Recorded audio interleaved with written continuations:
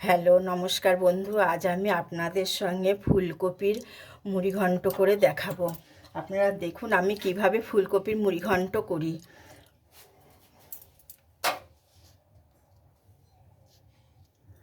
আমি এইভাবে ফুলকপিগুলোকে ছোট ছোট করে গ্রেপ করে কেটে নিয়েছি। এবার এগুলো আমি ভালো করে ধুয়ে নিয়েছি। এবার আমি একটু গরম জলে সেদ্ধ করে নেব, সেদ্ধ বলতে একটু ভাপিয়ে নেব। এবার আমি কড়াইতে একটু জল দিয়ে দেব, দিয়ে ফুলকপিগুলোকে একটু ভাপিয়ে নেব।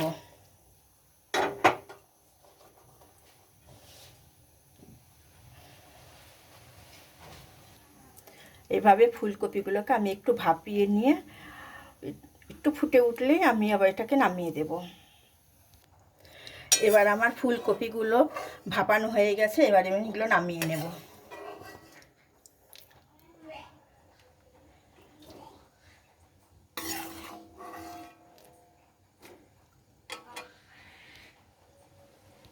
এবার আমি এরকম ছোট ছোট করে আলুগুলো কেটে নিয়েছি, এগুলো আমি ভেজে নেব।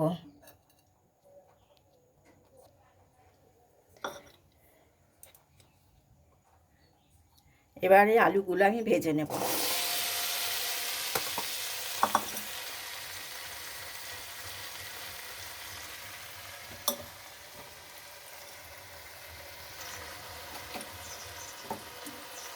একটু নুন দেব আর একটু হলুদ দেব, দিয়ে এটা আমি ভালো করে ভেজে নেব।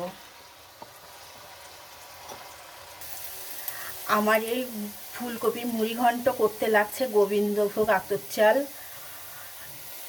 মানে যতটুকু পরিমাণ লাগবে সেইভাবে নেব। আমি এটুকু নিয়েছি, আর নিয়েছি আলু, ফুলকপি, আর আমার লাগছে ঘি, গরম মশলা, লবণ, হলুদ, জিরের গুঁড়ো, জিরের গুঁড়ো, ধনের গুঁড়ো, ঝালের গুঁড়ো, আর আদা বাটা।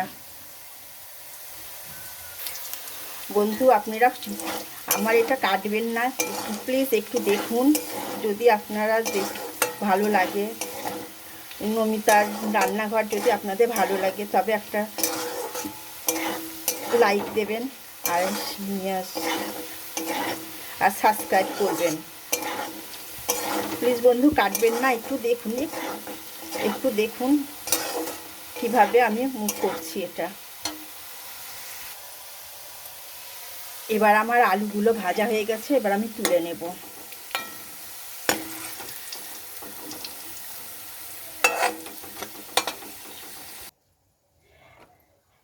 এবার আমি ফুলকপিগুলোকে ভেজে নেব।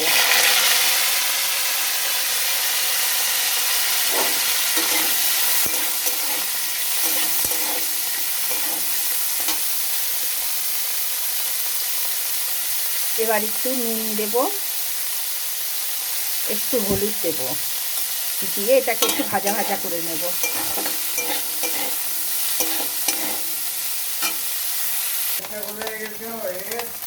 এবার আমার ফুলকপিগুলো ভাজা হয়ে গেছে, আমি এবার ফুলকপিগুলো তুলে নেব। এবার ফুলকপি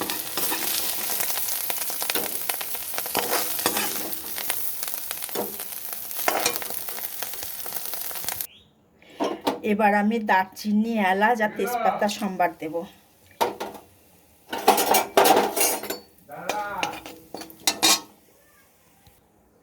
এবার আমি দিয়ে দেব গোবিন্দভোগ আতপ চাল, দিয়ে এবার এটা আমি ভালো করে একটু ভাজা ভাজা করে নেব।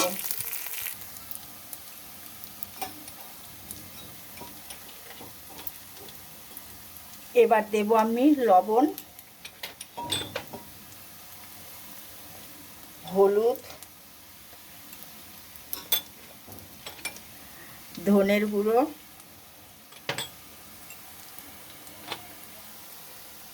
ঝালের গুঁড়ো,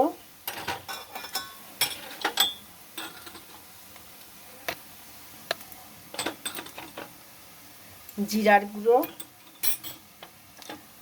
আর দেব আদা, দিয়ে এবার আমি ভালো করে নাড়াচাড়া করব। এবার চালটা আমার কষানো হয়ে গেছে, এবার আমি দিয়ে দেব আলু, কপিটা পরে দেব। এবার আলু দিয়ে এবার একটু কষিয়ে নিয়ে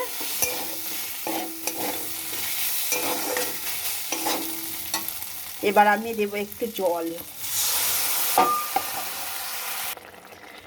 আপনারা একটু প্রথম থেকে লাস্ট পর্যন্ত দেখতে থাকুন কেমন করে আমি করছি এটা। যদি ভালো লাগে একটা কমেন্ট, একটা লাইক দেবেন আর সাবস্ক্রাইব করে দেবেন প্লিজ বন্ধুরা। এবার আমার এটা হয়ে এসছে, এবার আমি ফুলকপিগুলোকে দিয়ে দেব। ফুলকপি আগে দিইনি তাহলে গলে যাবে, ওই জন্য ফুলকপিটা পরে দিলাম। একটু নাড়াচাড়া করে নিয়ে তারপর আমি দেব ঘি আর গরম মশলা। একটু নাড়াচাড়া করে নিই, কষিয়ে নিয়ে ঘি গরম মশলা দেব।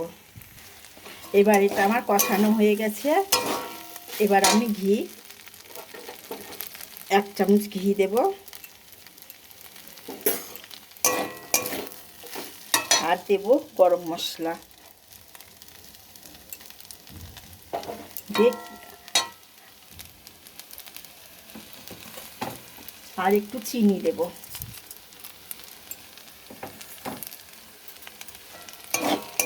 দিয়ে এবার আমি নামিয়ে নেব। এবার আমার রেডি। দেখুন বন্ধু, যদি ভালো খেয়ে দেখবেন, যদি ভালো লাগে প্লিজ বন্ধু একটা লাইক দেবেন আর একটা সাবস্ক্রাইব করে দেবেন প্লিজ বন্ধু। দেখুন রাখছি, সামনে ভিডিওতে আবার দেখা হবে নমিতার রান্নাঘরে।